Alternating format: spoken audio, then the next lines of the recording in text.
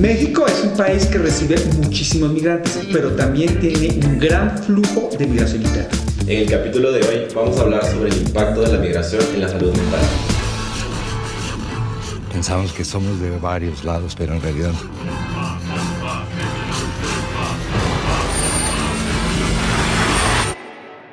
no somos de ninguna parte. Juan, ¿tú te consideras migrante? Sí, yo soy migrante. He tenido la oportunidad de moverme internamente en mi país y también de migrar al exterior en dos ocasiones. ¿Qué significa migrar? Migrar es pues esta decisión tal vez de moverte de tu casa, ¿no? De tu hogar hacia otro lugar por diferentes razones, ¿no? Unas tal vez un poco voluntarias, otras forzadas. Cabe destacar que pues mi migración no se compara con la migración de cientos de personas que tienen la necesidad de abandonar sus lugares, sus países por cuestiones de vida o muerte incluso, ¿no? Entonces mi migración podría ser un poco, desde el privilegio, un poco más light. No sé cómo fue la tuya. Tú también eres migrante, ¿no? Sí, yo también me considero migrante, aunque no tuve una migración interna, pues yo en Colombia solamente viví en Bogotá, pero por decisión propia quise venirme a México por un proyecto, y lo que inicialmente era un proyecto de 6 meses, pues resultó que ya lleva más de 10 años. En una migración totalmente voluntaria y, como dijiste tú hace un ratico, desde un privilegio, no un privilegio económico, pero sí un privilegio de tomar la decisión. Sin embargo, no es fácil. Para nada. No es sencillo dejar el hogar, el concepto de hogar, el concepto de raíz, y zarpar a un barco. En mi caso, era un proyecto fijo, pero no sabía cuál era su duración. Entonces, dentro de todas esas incertidumbres, ¿cómo nos afecta eso en nuestra salud mental cuando tomamos la decisión y no sabemos qué diablos va a pasar en la otra ciudad o en el otro país al que decido moverme? Claro, yo creo que justo lo que estamos hablando, ¿no? Hay diferentes experiencias para cada persona. Yo creo que, y esa travesía, ¿no? Tal vez esta migración light de llegar en un avión ya es una migración privilegiada, ¿no? Pero gente que tiene que atravesar pueblos, que viene caminando, la exposición a esa experiencia puede ser muy traumática, puede ser muy difícil, de vida o muerte. Igual dejan sus vidas por cuestiones de vida y muerte y se enfrentan a un reto de vida o muerte, ¿no? Entonces puede existir mucha violencia de por medio. Por ejemplo, las mujeres que migran tienen mayor riesgo de recibir violencia sexual, física, tienen un mayor riesgo, y eso obviamente va a tener un impacto sobre tu estado anímico, ¿no? Se pueden activar síntomas depresivos, de estrés postraumático, y bueno, por no invalidar todos los tipos de migraciones, igual llegar a otro país, a enfrentarte a nuevas cosas, también te puede mover muchas cosas internas, ¿no? Como ser humano, que pueden predisponer a que te deprimas en algún punto. ¿Y en qué ha cambiado entre cuando el Camilo llegó a México y el Camilo de 15 años después? Como dicen en México, cada cual cuenta cómo les fue en la feria. Para mi beneplácito, la feria en la que yo estuve fue una feria muy positiva para mí. Vine por un proyecto creativo, entonces México me abrió las puertas de una manera distinta a la que yo esperaba. O sea, fue mucho más afable, fue mucho más empático conmigo, y descubrí una cosa interesante, y es que yo venía con 40 artistas más de Latinoamérica, y aunque veníamos en el mismo grupo con una migración voluntaria, sí había una diferencia de cómo nos trataban los mexicanos dependiendo de nuestro origen. Entonces sí siento que puede haber, yo nunca he sentido, en los 10 años que llevo en este país, no he sentido una xenofobia hacia mi persona, pero no es la realidad de todos. Yo tengo muchos amigos colombianos que sienten que México ha sido muy agresivo. Es que justamente creo que hay una serie de experiencias positivas y negativas, ¿no? Dependiendo de dónde estés plantado. Positivas porque llegas a un país buscando oportunidades por lo general, ¿no? Y te enfrentas como posiblemente a esa recompensa de todo lo que atravesaste. Pero también hay cosas negativas, desde la comida, el lenguaje, extrañar tu hogar, ¿no?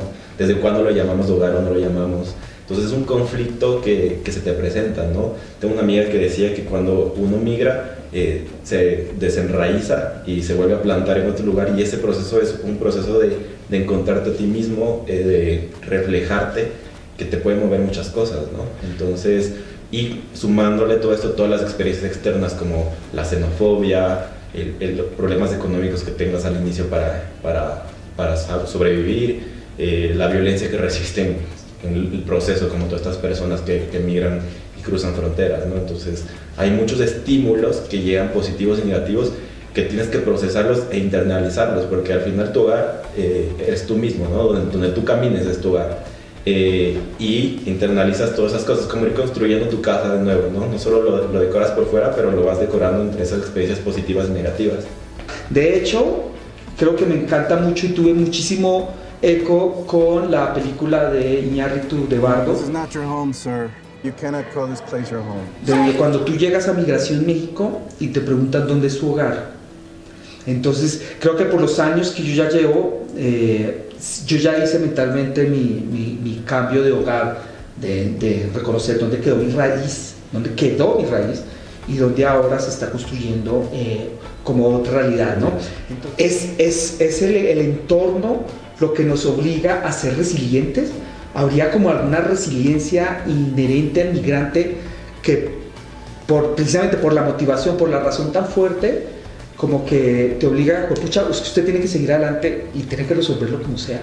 Definitivamente, yo creo que se exponen justamente todas tus herramientas internas, todo tu bagaje personal en esos momentos en los que te mueves de una situación a otra. No estás sobreviviendo, ¿no? Entonces puede ser una situación muy positiva, pero no deja de ser problemática. No sé si has leído o sabes un poco de Malala, por ejemplo. Malala dejó su país por persecución a ella por sus derechos, ¿no? Entonces ella no puede regresar a Pakistán, creo que es Pakistán, no estoy muy seguro. Y ella cuenta la nostalgia que tiene todo el tiempo de, a pesar de haber luchado tanto, no puede regresar a ese espacio que es su hogar, ¿no? Y se imagina, y dice como, en uno de sus libros dice como, se imaginaría estar ahí y escuchar a los niños correr, su tierra, a pesar que la violentaron a un punto de que la quisieron matar, ¿no? Su anhelo va a estar ahí. Existe siempre en el proceso migratorio, desde la parte emocional, existe esta esperanza de regresar, ¿no? Que siempre está vigente, ¿no?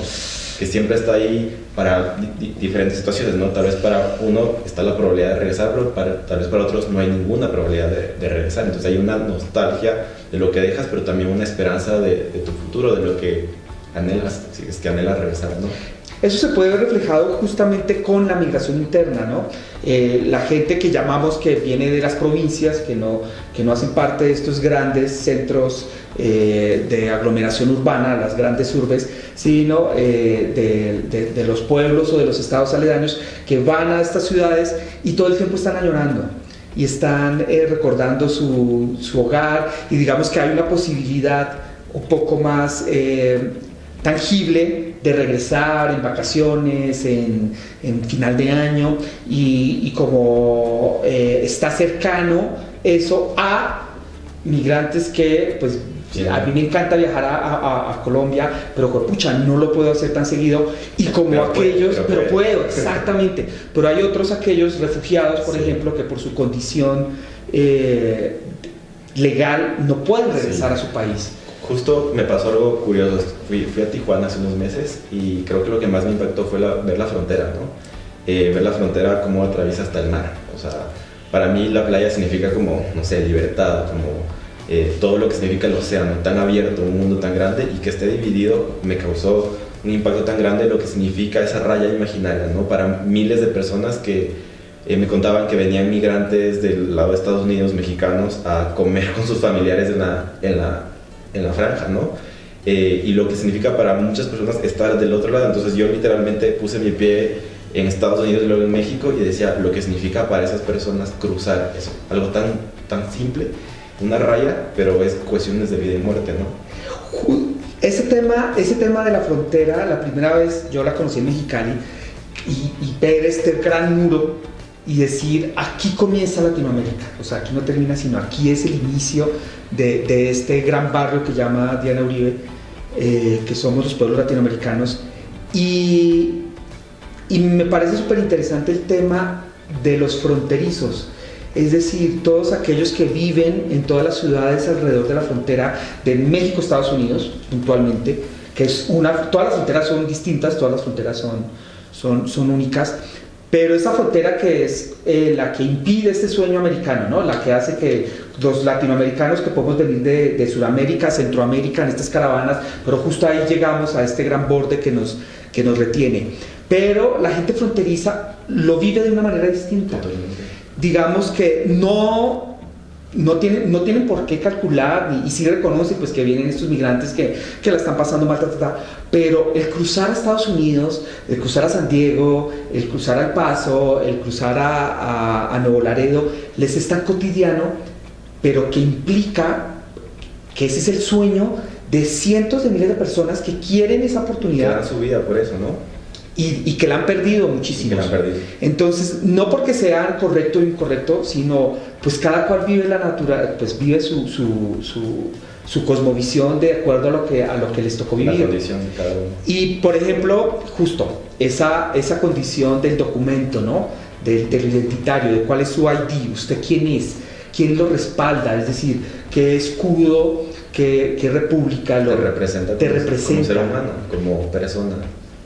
Y contrastándolo, por ejemplo, en el caso de Colombia, en el sur de Colombia, hay una capital de nuestro departamento, de nuestro estado de Amazonas, que colinda con Brasil. Y es Leticia, que es Colombia, y Tabatinga, que es Brasil. Y tú cruzas la calle y estás en otro país. Y se siente como... Claro, te hablan en portugués, se maneja otra moneda, pero no hay un policía, no hay una pared. Entonces digamos que hay una movilidad. Un poco lo que intentaba llegar es las divisiones políticas, que son un poco lo que también nos afecta. Al final son, pues, lo que dije, ¿no? Líneas imaginarias. Al final sí es importante, creo que en cierto punto, pero no importante en otro punto, porque al final las personas somos personas, ¿no?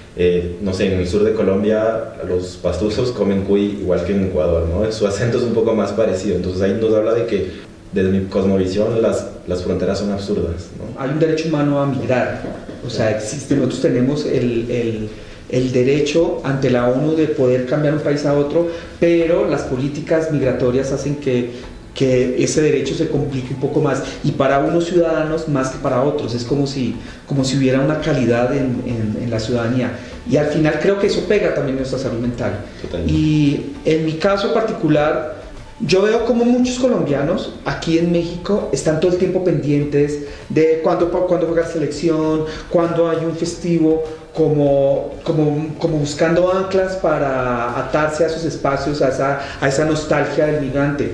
En mi caso creo que he gestionado de una manera distinta mi duelo migratorio.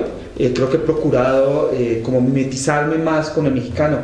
De hecho, creo que en algún punto se me ha criticado el que haya perdido más el acento colombiano, como si la identidad mía como colombiano fuese la forma de hablar o las palabras que gestiono. Y en algún momento, pues bueno, yo soy colombiano porque nací en Colombia y crecí en Colombia y me desarrollé en Colombia, pero tampoco valido mi colombianés buscando sus guetos colombianos, ¿no? Como también lo hacen muchos migrantes, no solo internacionales, sino migrantes internos que buscan como sus espacios. ¿Cómo podemos los migrantes no añorar, no extrañar? ¿O cómo se puede gestionar? Es que creo que la añoranza es necesaria, porque pues representa lo que tú eres, ¿no? Nunca vas a renunciar a quién eres como persona, ¿no? A tu identidad que te dio tu nacionalidad. Entonces es una especie entre estar entre aquí y allá, como lo dice Facundo Cabral, no soy de aquí ni de allá, porque te vuelves una persona distinta, ¿no? Entonces conllevas una historia que estás contando, que es tu propia vida, a otro espacio, que cargas todo eso, pero también a aceptar parte de eso. Entonces yo creo que en un duelo parte del proceso emocional y psíquico que pasamos es interiorizar esa pérdida, ¿no? Adaptarla a tus emociones, a todas tus herramientas o no herramientas, y poder convivir en tranquilidad con esa idea de que perdiste algo, o sea, perdiste un mundo, perdiste tu acento, perdiste tus amigos, perdiste tu familia, que pues pueden estar presentes ahí o no, pero que interiorizas esa experiencia que estás teniendo en ese otro espacio y ya la haces propia y te adaptas, ¿no? Hay personas que tal vez no se van a adaptar tan fácilmente dependiendo de sus capacidades, o las circunstancias también, pero la experiencia va a ser diferente para cada uno. Somos como esas personas que llevan esa historia, ¿no? Justamente como lo que dijiste, la historia de Bardo, ¿no? Esta persona que lleva una historia a otro lugar. Entonces, cuando tú eres migrante te preguntan cómo es la gente allá, qué come, qué hacen. Entonces te vuelves una historia permanente que contar, ¿no? Y un reflejo también de los estereotipos, porque también depende de quién te pregunte, ¿no? Entonces yo represento o Betty la Fea o Pablo Escobar. Entonces hay una prioridad de, oye, porque entonces es verdad que la coca ya es mucho mejor que la mía. O me preguntan por Gabriel García Márquez. O sea, también somos un reflejo de la exposición que también tiene la gente. Pero sí siento que en la migración es donde más se puede percibir la aporafobia. Es decir, hay fobia al que se ve pobre. No es lo mismo un migrante privilegiado, mono, güero, guapo, guapa, que viene a protagonizar una telenovela, que el migrante joven, pero que viene de una situación más vulnerable y que se ve más vulnerable. Pero sí creo que hay una diferenciación muy profunda en cómo te ven, el que vive aquí, el residente. Es que te conviertes como una especie de representante de eso, ¿no? Y muchas veces esa representación va desde tu color de piel. O sea, si es que migras a un lugar en que todos son blancos y tu color de piel es más oscuro, pues te vuelves como un choque, ¿no? Desde tu vista. Entonces, las diferencias que las personas tienen pueden ser impactantes y vienen todas estas situaciones de discriminación, ¿no? Justamente la película de Bardo, no sé si recuerdas cuando están en migración, que él se presenta y alguien con características fenotípicas de un mexicano le dice que ese no es su hogar, ¿no? Y él dice, pero ¿cómo? Si yo vivo aquí 10 años, y él se refiere a su hogar nada más por un documento, pero al final le dice, tu hogar es México. Y luego su hija le dice, pero si tú te ves más mexicano que yo. ¿Qué significa eso de verse más mexicano, no? Solo porque eres más prieto, como dicen acá, ¿eres más mexicano o no? Y ellos son más blancos, ¿no? Entonces, tu sola presencia resulta ya un acto político. ¿Cómo nos valoramos en ese sentido de la identidad? ¿Cómo la migración nos convierte, somos ciudadanos del mundo? ¿O al final no somos de ninguna ciudad? ¿O no somos de ninguna parte? A mí eso me da ansiedad. ¿Qué sientes tú cuando regresas a Colombia?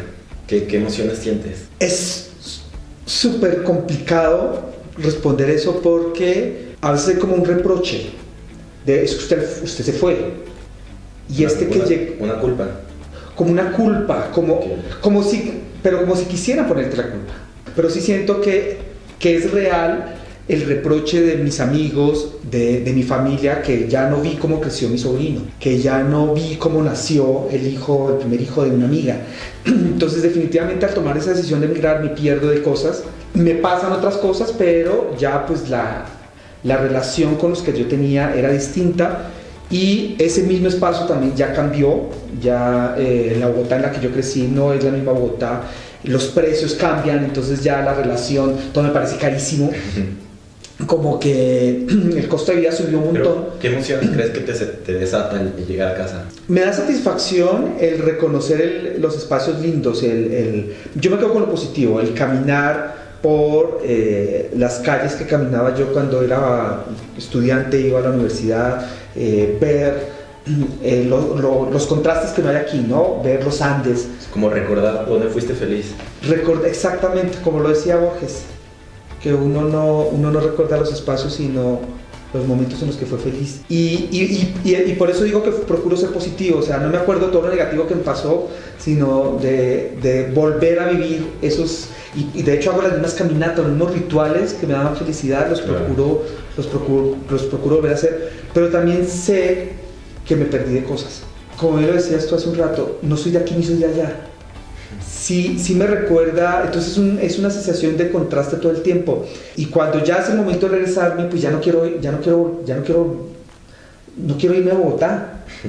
Pero sé que si me quedo, siento que en algún momento me voy a aburrir y voy a querer otra vez retomar esas motivaciones por las que no fui. Entonces, digamos que es como una montaña rusa de emociones. Hay como cosas muy positivas de la nostalgia, que pucha, la empanada así con el ají riquísimo de la 19, el pan de bono real, el tintico que te ofrecen en cada casa, Con una mezcla de cosas positivas y negativas. Es que es lo que te decimos, es como un duelo, ¿no? Entonces hay pérdida y en esa pérdida hay emociones, pero también es ganancia del otro lado, ¿no?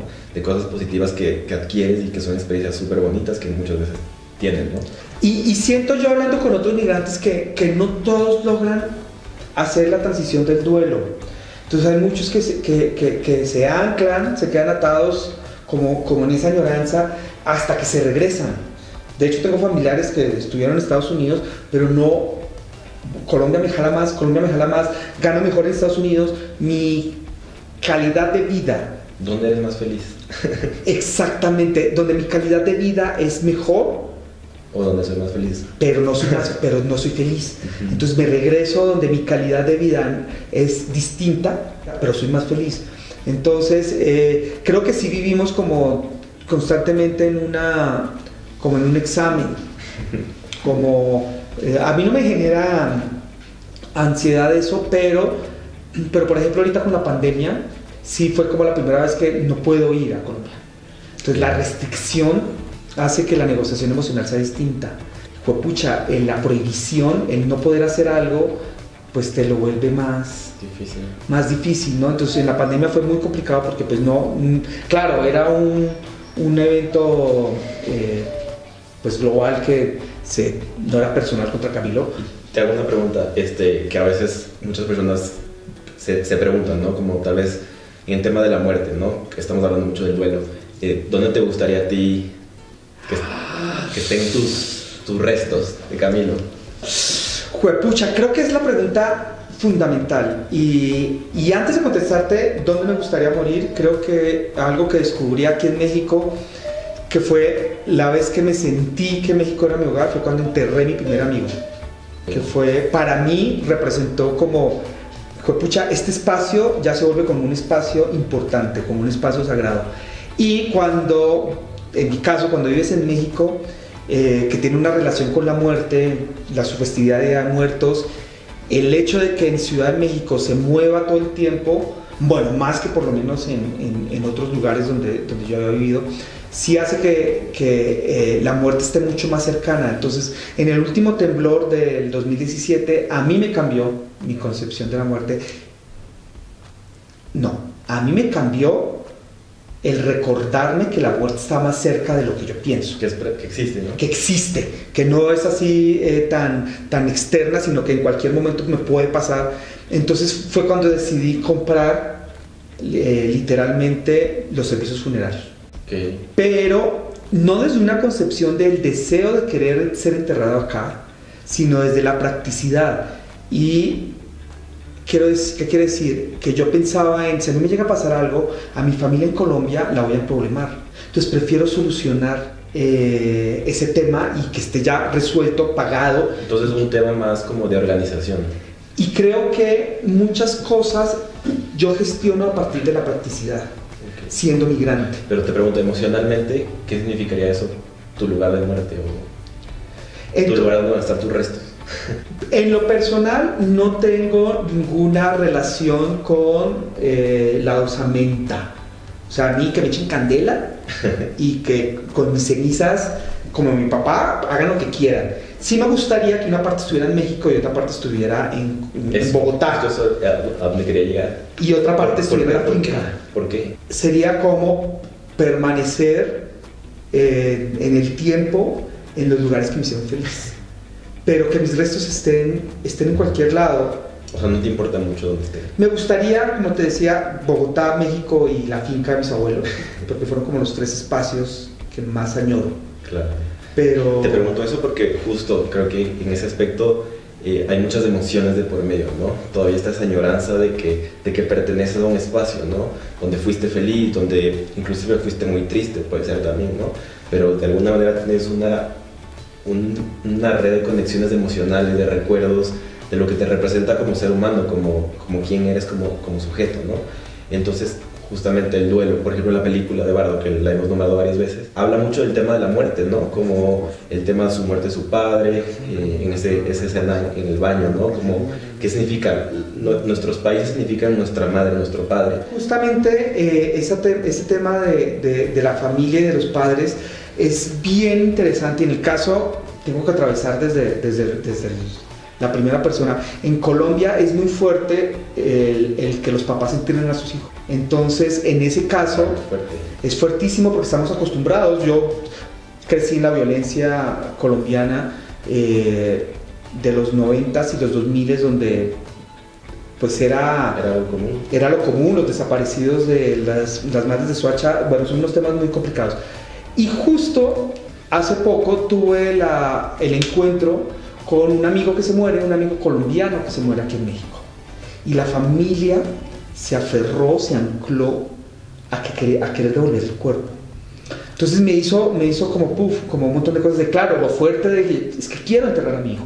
O sea, ¿cómo les quitas tú de ese duelo, de hacer ese ritual de yo enterrarlo? Porque para mí me hace mucho sentido. Claro, yo lo veía desde afuera y yo, pucha, es un montón de dinero que no se tiene, es un montón de burocracia, es una descomposición que se estaba generando y que al final a mi amigo no sé lo que le interesaba.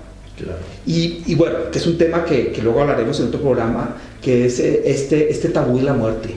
Que en Latinoamérica no hablamos de la muerte, no hablamos de lo que queremos. Yo ya lo tengo claro, lo tengo decidido y procuro decírselo a todo mi núcleo. De hecho, por eso ya está pagado.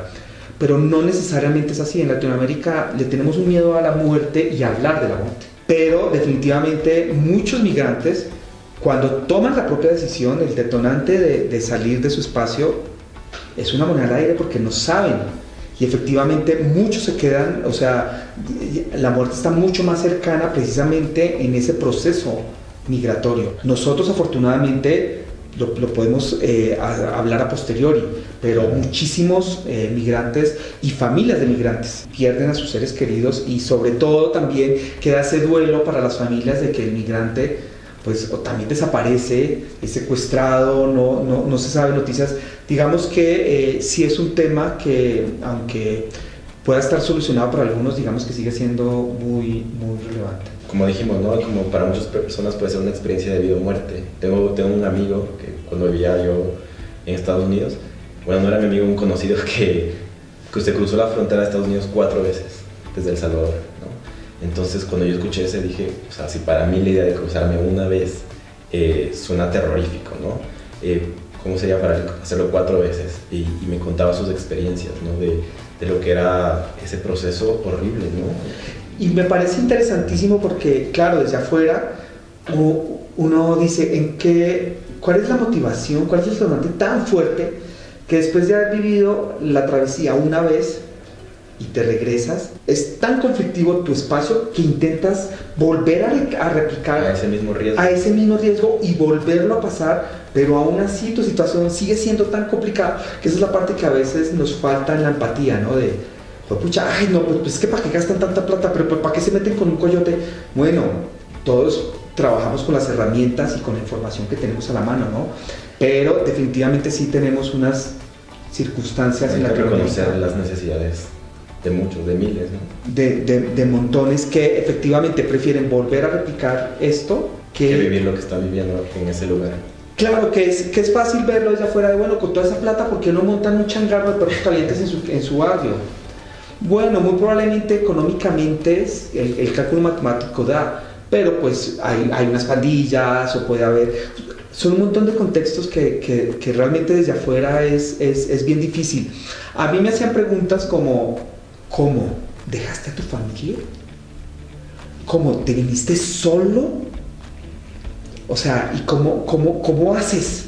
Yo me considero que soy muy pragmático, entonces lo que puedo procesar se hace el trámite, es decir, lo que puedo manejar, lo manejo. Por ejemplo, hace muy poco a mi mamá la atropelló una bicicleta en Bogotá. Ok, yo estaba dictando clase y me llegó el mensaje, bueno, de hecho vi el mensaje tipito después, entonces, ¿qué hago?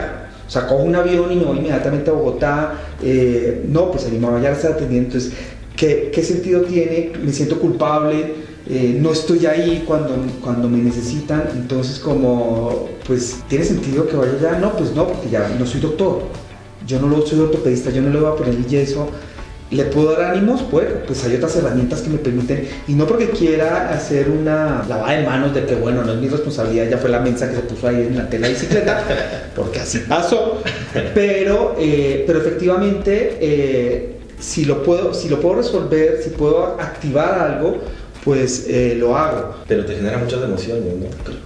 O sea, te generan, no sé qué sentías, ansiedad. Sentía como un recorrido de, bueno, vamos a hacer checklist, ok, culpa, bueno, no es mi culpa. Responsabilidad, puede usted estar con su mamá, porque decir, es que atropellaron a mi mamá y no estoy ahí cerca, ok, bueno, socialmente se espera de que tú estés atentos de tus seres queridos, y sobre todo si son tus padres, y sobre todo si son grandes, y sobre todo si son tercos como mi mamá, entonces estar ahí.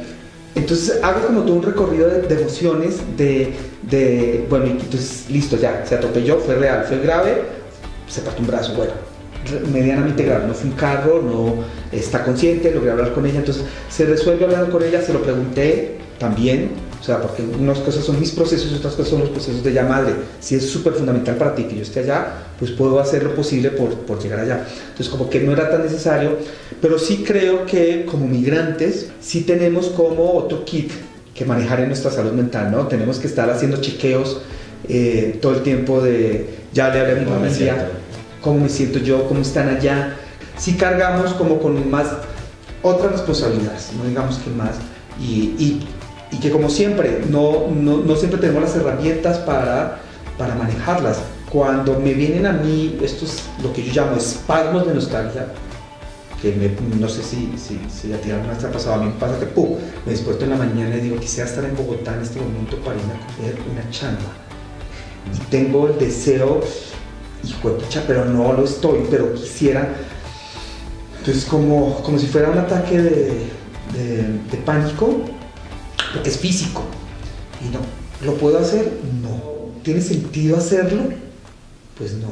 Entonces bueno, tratemos de la sensación irla bajando. Muchos me preguntan a estas alturas, después de estar mucho tiempo, ¿te regresarías? ¿Te ves en Bogotá nuevamente? Si te llaman a trabajar, ¿estarías en Bogotá? Entonces, pucha, pues las raíces de aquí también ya crecieron, ya hay proyectos, ya estamos conociendo más gente, haciendo más cosas, entonces pues sería complicado, y siempre contesto lo mismo, tendría que ser un proyecto bien interesante que me haga resquebrajar y mover las raíces de aquí para volverlas a trasplantar allá. En ese sentido, tú, ¿cómo te ves? ¿Cómo te proyectas a 10 años? ¿Dónde vas a estar viviendo en 10 años? No tengo la más mínima idea. no sé dónde voy a vivir en un año. ¿Te preocupa? Antes sí, ¿sabes? Mi primera migración, que fue a Estados Unidos, me generaba mucha ansiedad esa idea de cuándo voy a regresar ya.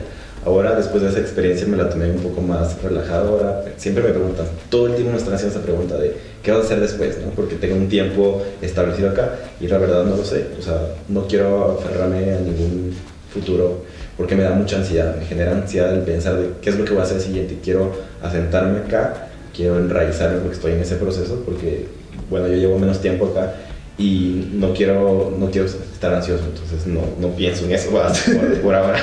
Justo lo que decíamos, ¿no? Te preguntaba dónde quieres morir porque me acordé de la película, ¿no? Como para mí ese acto de emigrar es morir, pero también es nacer, ¿no? Y me pregunto a mí mismo dónde yo quiero morir, pues donde me toque, ¿no? Pero me encantaría regresar a Ecuador, que mis restos estén en la playa donde siempre he sido feliz. Sí, creo que crecimos con la narrativa de que tenemos derecho a hacer todo el viaje, pero regresar al mismo punto. Y ahorita que hablas de Bardo, que es la película que está aquí como atravesando el capítulo, Bardo para mí era el juglar que contaba las historias. El bardo más importante de la historia es Homero, y justo de las narraciones de Homero es este Ulises, o Odiseo, en la Odisea, que hace todo un viaje, el viaje del héroe, para terminar otra vez en Ítaca. Entonces, como que a veces tenemos esa responsabilidad como migrante. En esta cajita de responsabilidades extras que hablábamos hace un rato, creo que vivimos un poco programados para que hagas lo que hagas, tienes que regresar. Necesariamente se tiene que cerrar el ciclo. Y creo que también se nos exigen cosas como migrantes como esto, de que tienes que tener el acento, tienes que ser el embajador cultural, tienes que estar atento a tu familia, pero tienes que también hacer raíces aquí, tienes que también generar amigos aquí, pero también tienes que ayudar a tus compatriotas, pero yo soy pucha, se nos empiezan y otra exigencia más es ese eterno retorno al lugar de origen. También es una travesía, ¿no? Cuando, digamos, ya estás en ese proceso de adaptación, sigues siendo un viajero en tus propias emociones. Entonces creo que va la experiencia de cómo lo vas sumando a tu parte emocional, ¿no? ¿Cuáles son tus necesidades? Muchas veces estamos solos, la soledad, pues podemos hablar mucho de eso. Ser migrantes a veces se entrete muy solo, ¿no? Entonces creo que sí, un acompañamiento, si es que ya te está generando muchos problemas, si no te estás adaptando, creo que es un buen momento de pedir ayuda. Si te está generando mucha ansiedad de que tu mamá está enferma, de que todo lo que dejaste, la persona que eres, todo lo que perdiste, todo lo que estás ganando también, ¿no? Entonces creo que en cualquier momento tenemos que ver cómo nos estamos sintiendo y en qué momento necesitamos esa mano, pero es una travesía también en la que nos vamos adaptando poco a poco. Me encanta ese concepto del viajero. Somos siempre viajeros y viajeros emocionales, aunque no nos salgamos de nuestra localidad. Bueno, es un tema gigantísimo que tiene muchas aristas y tiene muchos puntos de vista. Juan David, como siempre, muchísimas gracias. Sí. Queda súper abierto cualquier comentario. Aquí está nuestro espacio para que hagan sus comentarios. Si nos quieren poner un tema para que se hable aquí en este espacio, con muchísimo gusto. No olviden suscribirse, compartir y darle like, que nosotros nos vemos en el próximo episodio aquí en su serie de Salud Mental. Muchísimas gracias.